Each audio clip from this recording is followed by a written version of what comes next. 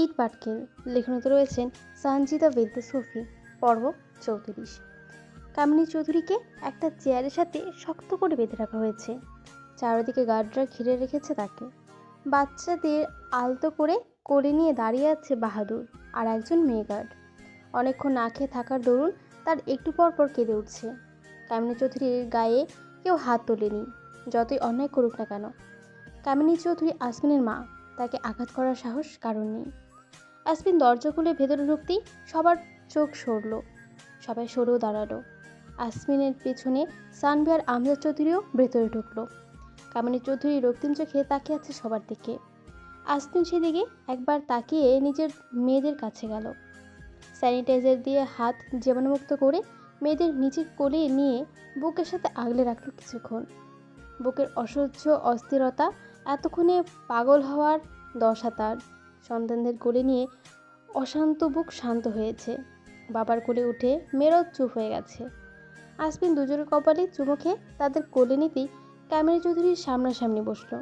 মেয়েদের বুকের সাথে আগলে ধরে কামিনী চৌধুরীর দিকে তাকিয়ে শান্ত গলায় বলল, আমাকেও কি এভাবে নিজের বুকে আগলে রাখতে পারতে না আম্মু? এত বছর পরে ছেলের মুখে আম্মু ডাক শুনে অবাক হয়ে তাকিয়ে রইল কামিনী চৌধুরী। কিসের প্রতিশোধ নিতে চাইলে আম্মু? ভালোবাসার মানুষ হারানোর? তাহলে তার একমাত্র অংশকে এভাবে অবহেলা করলে কিভাবে? তার ভালোবাসায় যদি তোমাকে এতটা উন্মাদী করে থাকে, তাহলে তার সন্তানের জন্য নিজেকে মমতাময়ী করতে পারলে না কেন? আসলে তুমি কখনো কাউকে ভালোই বাসোনি। তুমি শুধু তাকে উপলক্ষ বানিয়েছিলে নিজের মনের ভেতরে থাকা ঘৃণা প্রকাশ করতে, তাই না আম্মু? কামিনী চৌধুরী রক্তিম চোখে তাকিয়ে আছে আসমিনের দিকে। আমজাদ চৌধুরী সহ সবাই হতভম্ব দাঁড়িয়ে আছে। আসমিন দীর্ঘ নিঃশ্বাস ছাড়ল। বাচ্চাদের আমজাদ চৌধুরী আর সানফির করে দিয়ে কামিনী চৌধুরীর মুখ খুলে দিল। অগোছালো চুলগুলো হাত দিয়ে ঠিক করে দিয়ে তার কপালে চুমু খেয়ে জড়িয়ে ধরল তাকে। কামিনী চৌধুরীর মাথাটা নিজের বুকের সাথে চেপে ধরে গলা ধরা গলায় বলল, আমার একা থাকতে খুব কষ্ট হতো আম্মু। হোস্টেলের অনেক ছেলেরা আমাকে মারতো। আমি খুব ছোট ছিলাম, কিছু বলতে পারতাম না তাদের। একা একা ঘুমাতে আমার খুব ভয় করতো। মাঝরাতে ঘুম ভেঙে গেলে ভয়ে জোরে কেঁদে উঠতাম। তখন পাশের ছেলেরাই আমাকে বারান্দায় বন্ধ করে দিত। ঠিকভাবে খেতে দিত না। মাঝে মাঝে সারাদিন বাথরুমে বন্ধ করে রেখেছে আমাকে কষ্ট দেওয়ার জন্য। ওরা আমাকে পছন্দ করতো না আম্মু। তুমি কেন আমাকে তোমার সাথে রাখলে না? রাতে তোমার বুকে ঘুমাতে খুব ইচ্ছা করতো আমার। আমাকে একটু বুকে জড়িয়ে কেন ধরলে না আম্মু? আমি তোমার ছেলে, বলো। সন্তানের সাথে কেউ এমন করে? কামিনী চৌধুরী চুপ করে আছে। আসমিনের কোনো কথা তার মনে আঁচড় কাটছে কিনা বোঝা যাচ্ছে না। উর্মি আরশিয়ানের সাথে নূরও এসে পড়েছে। অগোছালো নূরকে দুই দিক থেকে আগলে রেখেছে দুই ভাই। নিজে নিজে দাঁড়ানোর অবস্থা নেই নূর। উর্মি অনেকবার আটকানোর চেষ্টা করেও সফল হয়নি। আসমিনে দেওয়া মেসেজের কথা উর্মি মুখে শুনেই আসার জন্য পাগলামি শুরু করে। আরশিয়ানও তখন সেখানে উপস্থিত হয়। নূরের অবস্থা দেখে আরশিয়ান নিজেই তাকে এখানে নিয়ে এসেছে। কামিনী চৌধুরী নূর আর আরশিয়ান উর্মিকে একসাথে দেখে জ্বলে উঠল। আসমিন আর তার হাতের বাঁধন খুলে দিতেই তাকে ধাক্কা দিয়ে সরিয়ে নূরের উপর আক্রমণ বসিয়ে দিল সে। আরশিয়ান আর উর্মি আটকে দিল কামিনী চৌধুরীকে। আসমিন কামিনী চৌধুরীর ধাক্কায় কিছুটা পিছিয়ে গিয়েছে। নিজেকে সামলে শান্ত চোখে তাকালো কামিনী চৌধুরীর দিকে। নূর নিজের বাচ্চাদের কাছে গিয়ে তাদের সারা মুখে চুমু খেলো। তাদের কোলে নেওয়ার অবস্থায় সে নেই। আশ্বিন ধীর পায়ে এসে দাঁড়ালো কামিনী চৌধুরীর সামনে। আরশিয়ান আর উর্মি তাকে ধরে রেখেছে।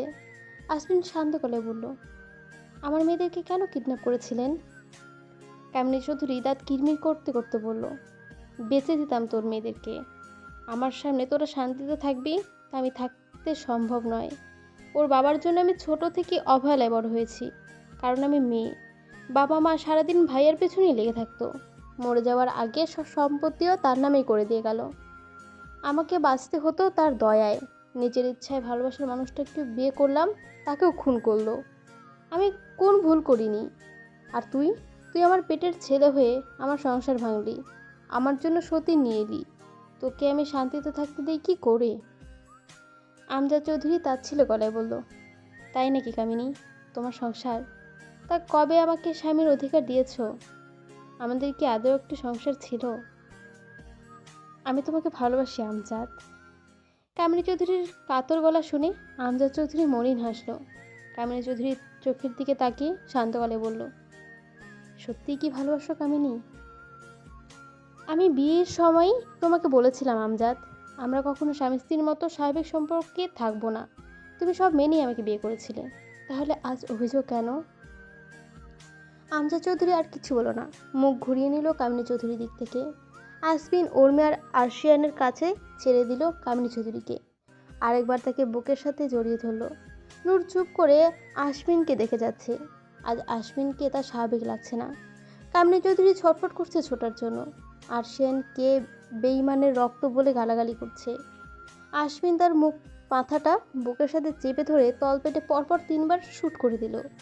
আশমিনের রক্ত লাল চোখ থেকে গড়িয়ে পড়া পানি কামিনী চৌধুরীর কপালে এসে পড়ল। সবাই স্তব্ধ হয়ে দাঁড়িয়ে আছে। কামিনী চৌধুরী কয়েকবার গুঁড়িয়ে সাথে সাথে শান্ত হয়ে গেছে। আসমিন তার নিথর দেহ এখনও নিজের বুকে আগলে রেখেছে। বুক থেকে মাথাটা একটু আগলা করে কপাল দিয়ে মুখে চুমু খেয়ে আবার মাথাটা বুকে জড়িয়ে ধরে ধরা গলায় বলল, আমাকে কেন ভালোবাসলে না আম্মু? আমাকে একটু ভালোবাসলে কি হতো? আমাকে কেউ ভালোবাসে না। আমি কি এতটাই খারাপ বলো? আমি তো তোমাদের খুব ভালোবেসেছিলাম, তাহলে আমাকে কেন তোমরা একটু ভালোবাসা দিলে না? আমাকে কেন তোমার খুনি হতে হলো আম্মু? যে হাত দিয়ে আমি তোমাকে খুন করেছি, সেই হাত আমি কিভাবে বয়ে বাড়াবো? আমার বেঁচে থাকতে কেন এমন যন্ত্রণাময় জীবন দেয়া হলো? কেন দিলে আম্মু? কামিনী চৌধুরীর নিচের দেহ নিয়েই নড়ে বসে পড়ল। নূর 2 হাত দিয়ে মুখ চেপে দাঁড়িয়ে আছে।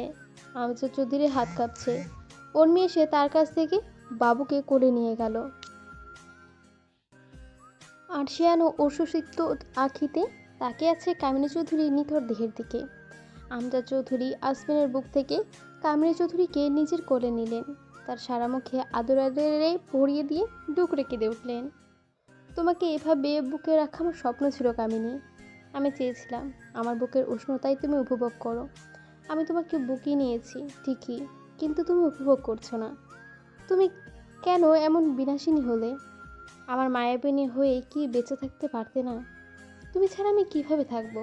তোমার এই দেহে প্রাণ নেই, ভাবতে আমার দম বন্ধ হয়ে আসছে। আমাকে কিসের শাস্তি দিলে কামিনী? আমি তো শুধু ভালোবেসেছিলাম, একটুও খাদ রাখিনি আমার ভালোবাসার। তাহলে কেন?